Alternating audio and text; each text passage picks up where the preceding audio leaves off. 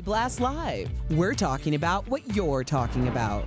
Real, honest, entertaining, live. DBL starts right now. Welcome to Daily Blast Live. It's Friday! Whoa, nice. October 18th. I'm here with Al, Lindsay. I'm Tori. Brandon, he has the day off. Well, let's get right to it. We've all got a really crazy video to show you today, and we begin with this. Lady Gaga and a fan took a nasty fall off stage at her show last night in Las Vegas.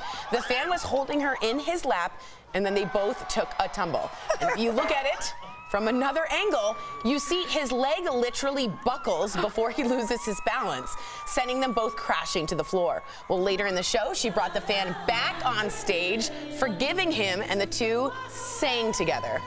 Thankfully, they're both okay. Lady Gaga posted this picture showing her post-show routine in an ice bath. So would you ever trust a fan to lift What's the you name up? of that song? Please Don't Sue Me? Right? It's just too much. Dude, no. I know you want to put on a good show, but come on, you can't jump on a random. Also, like when Yes, people... you can. It's a show. Okay, but remember the difference between Beyonce catered to you, dancing on Terrence Howard back in the day, versus this? A dance on somebody versus jumping on somebody. I know, but sometimes when you go to a show, you expect to see something that you're paying extra. You know the songs probably. Oh, so you're man, going that's for bad. something else. I mean, I feel like the fact that she's Lady Gaga in the genre, you don't expect this. But would we be covering this if this was a rock concert or like a hip hop You concert? tell me Like this fan went to go hurt his leg? He went to a concert to go I don't think he should have caught her that close to the edge. And I think that's what's. Was he on the edge of glory? That was a good. Huh? Huh? Thanks. Don't let her bully you into applause. Right. No. Thank you. I'm bullying today. All right, now another terrifying moment caught on camera. This is insane. A woman in Argentina is so lucky to be alive. Here's the story. A man faints and then pushes a woman into the subway platform. Falling into a woman, she's then pushed into the tracks, into the path of an oncoming train. Commuters rushed to alert the conductor, waving their bags, but thankfully the train stops just inches from the woman. Here it is. He faints, pushes her in, and then right there, the train starts to come. She is recovering today. How unbelievable is this?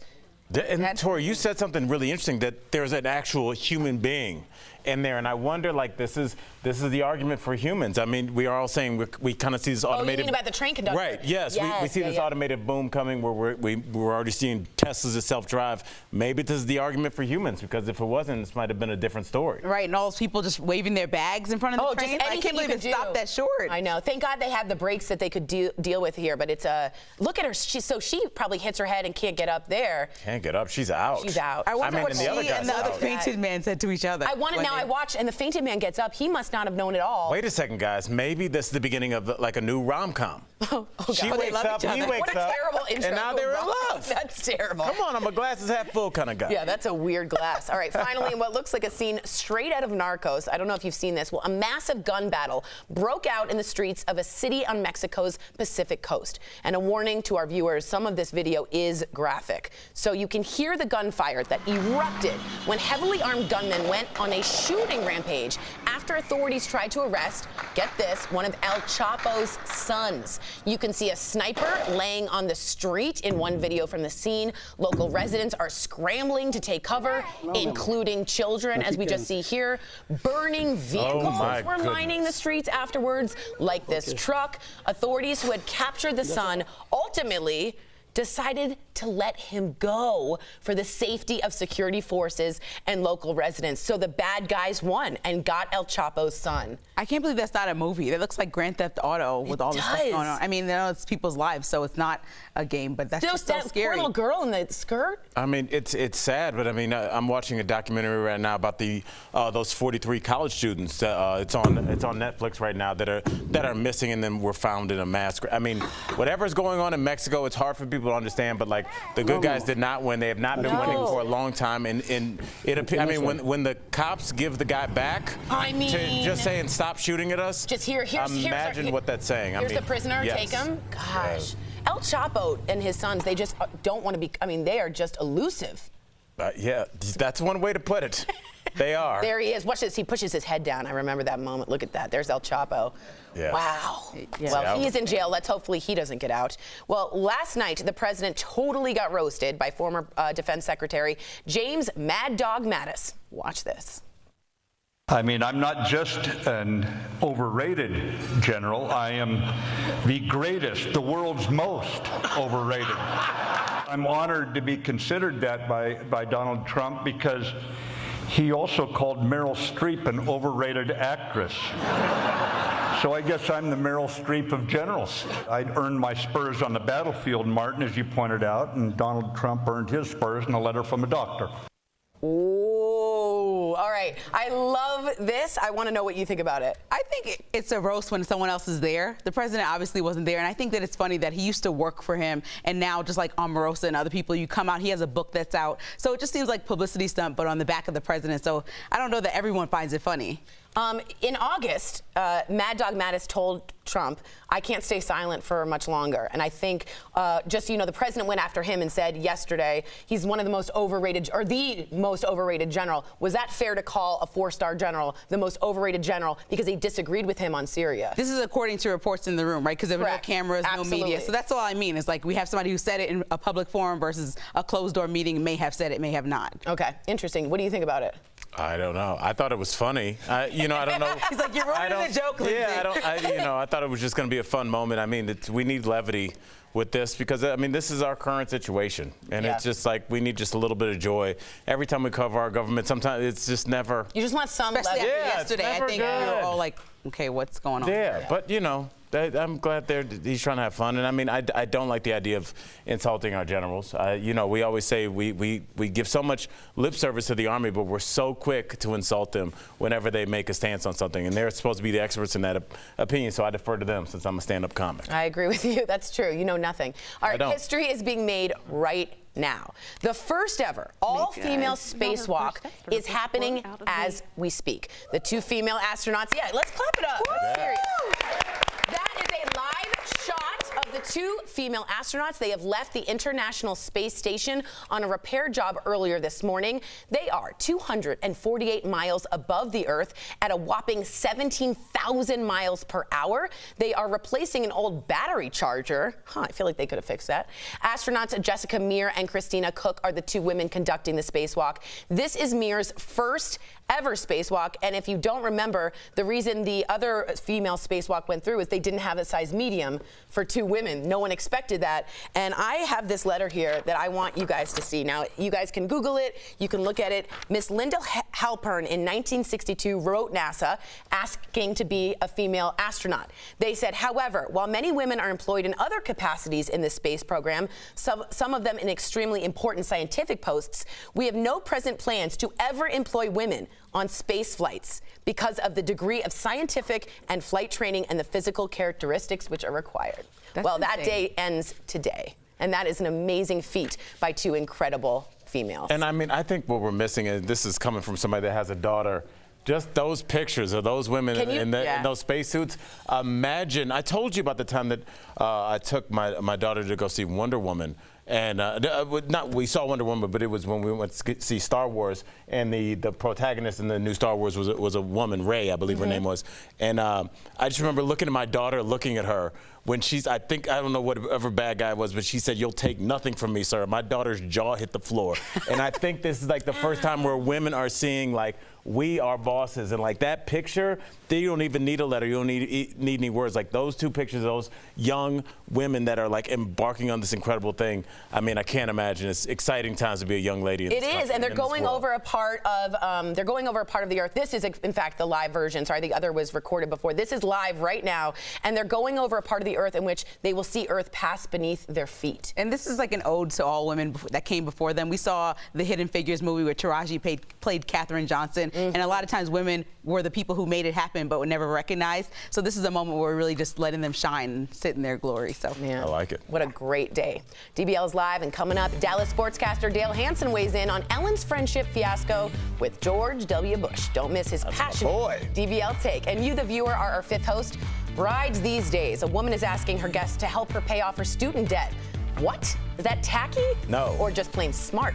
Your comments are coming up next.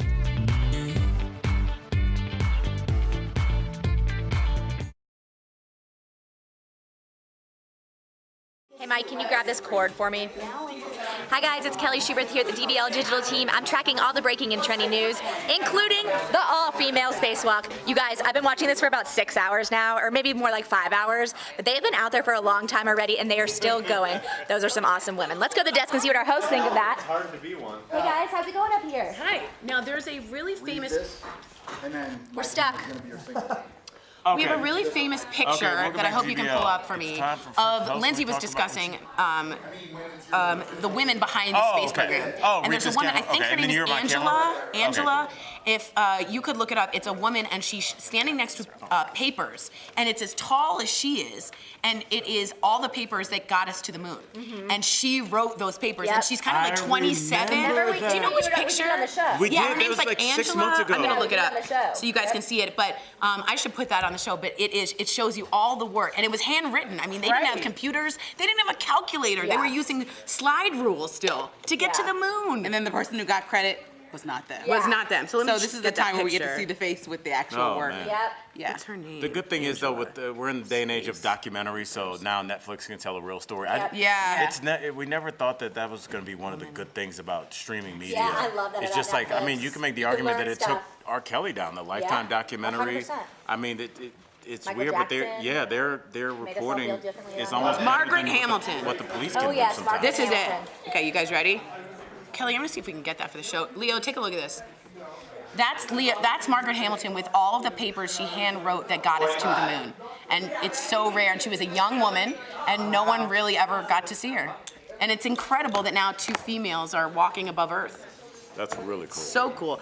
Lindsay loved the hair, says Kyle Baxter. Thank you, Kyle. EXO Like the says two braids, the Friday look. It says it's funny when people fall, but not the train tracks. I'm with you. I think it's hilarious. Not the train tracks. No, not the though. train tracks. I agree. When people fall. I love when people fall down.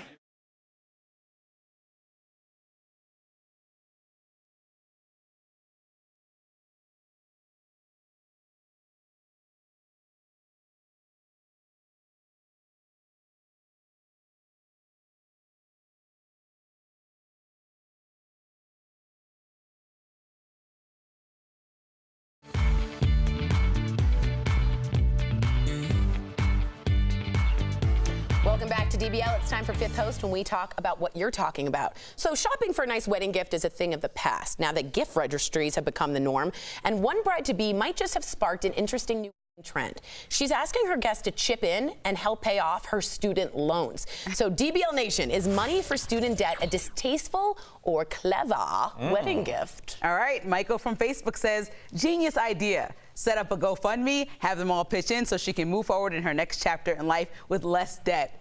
And I don't think anything's wrong with it. I mean, life is expensive. I don't think people plan for that when they are planning their life with another person. And so if they need money for that instead of some extra pots and pans, I'm with her. I love it. All right. Molly from Facebook says, I like shopping for special sentimental gifts from the heart. I like this too. Maybe limit the gift suggestion to family only. Otherwise, it's tacky. Molly, you know what? I was going to piggyback off of what Lindsay said. That made so much sense. I mean, because it's one of those things, it's like, do you want to help launch this person in the next phase of their life? Yes, student loans will hold you back from that. But at the same time, if I've seen somebody grow up from the age of 1 to 28, and I'd be like, I remember when you wanted this when you were 2, and this is something you and I will bond over, I think I would get that gift. So maybe try and do both. Both. Now you're asking for double presents? Made of money over here. Oh, man. All right. Elsie from Facebook says, I don't see why not. You're still spending money anyway. Elsie, I'm totally with you. And not only that, there is something called Thankful and Zola. And there are registries, wedding registries, that you can put your student loan on. And they're not giving us any money, so don't say their name. Oh, okay. Look them up. And just so you know, you can put your total so that when you are contributing to someone's student loans, they can see it go down. And that is a cool modern day sense of, I would rather have that than a soup bowl from China soup bowl. Yeah. Okay, Chelsea from Facebook says, something happened with Tori and the soup bowls. I have a weird soup bowl. Victoria's soup bowl. What happened? I have 2 and keep going, Lindsay. Yeah, we'll talk about it. Chelsea from Facebook says, I just have a tiny ceremony and use the money saved to pay off my loans. That's right, because weddings are super expensive. So it's like if you're in that much debt, you probably shouldn't have a 60 grand wedding and you have 60 grand in debt. But I do think maybe you can hide it as like maybe a honeymoon fund, or you can say it's a fund for a life fund. But if you can do a honeymoon fund, why not do a student student loan just seems so aggressive, like pay off my student loans. It doesn't seem packaged in a nice bow than a wedding. And here's what I feel like we are all we're acting like this is existing in a vacuum. Like we have aunts and uncles, and like how many of your aunts would be like, we're not gonna have a wedding because we're gonna pay off my student loans. They'd be like, no, I've raised you. Yeah. I did your hair when you were 10 years old. We're about to have a wedding. I'm going to give you away, Lindsay. So I don't know. I think for us, maybe yes, but I think the wedding is almost less for you and your partner and more for the people that got you to that point. So I don't know if we can really just make the decision for them like that. I think that nowadays student debt is so overwhelming, it's totally fine. Skip the honeymoon, get the debt taken care of. That's how I feel. Lots of fun over here at Tour. Your mom will never forgive you. Debt free. All right, Meghan Markle is getting real about being a royal. Raquel, what is going on? Tori, the Duchess of Sussex, is opening up about the struggle she's faced being a new mom under the spotlight. And this is what she said when asked how she's handling it all. So thank you for asking, because not many people have asked if I'm okay. But it's a very real thing to be going through behind the scenes.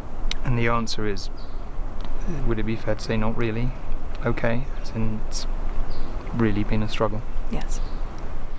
Well, the entire interview will air Sunday on ITV. I have never, other than Diana, and Raquel, let me know if you have, seen a royal take the royal mask off like Meghan Markle. You're not supposed to crack. You're not supposed to show anything, Raquel. To me, this was I am going to modernize the monarchy and take off the mask. What do you think, Raquel? Well, Tori, when I watched it all, you can really see her fighting back the tears in the entire clip. And it was the first time you could see Meghan be Meghan. Wow. And it's so different than what you see as the royals. Right. It's so important, too. I think that hopefully we can treat her like a human, unlike Diana. Absolutely. Well, coming up on DBL, Ellen's friendship with George W. Bush got a lot of flack, and now sportscaster Dale Hansen gives his DBL take. The lesson we can all learn when we come back. If you have medical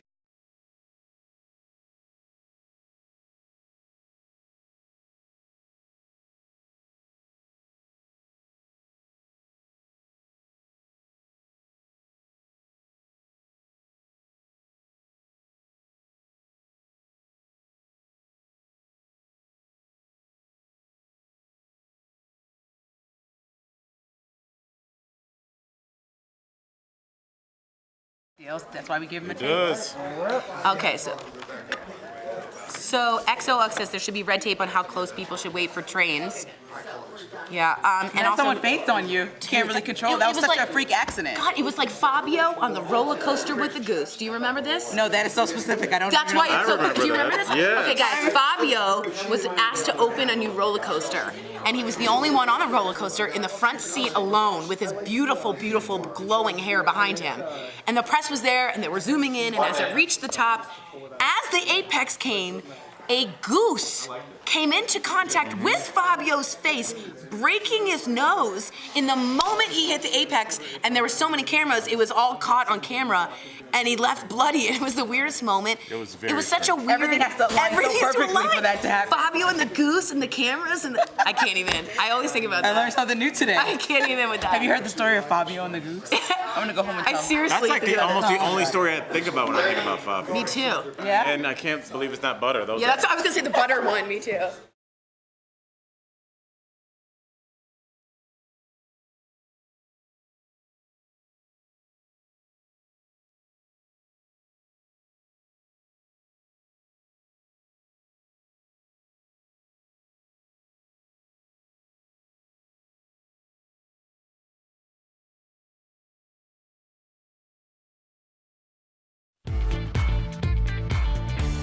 Welcome back to DBL. Friendship and politics is making headlines thanks to a photo of Ellen DeGeneres and George W. Bush. The two were criticized for sitting next to each other at a football game.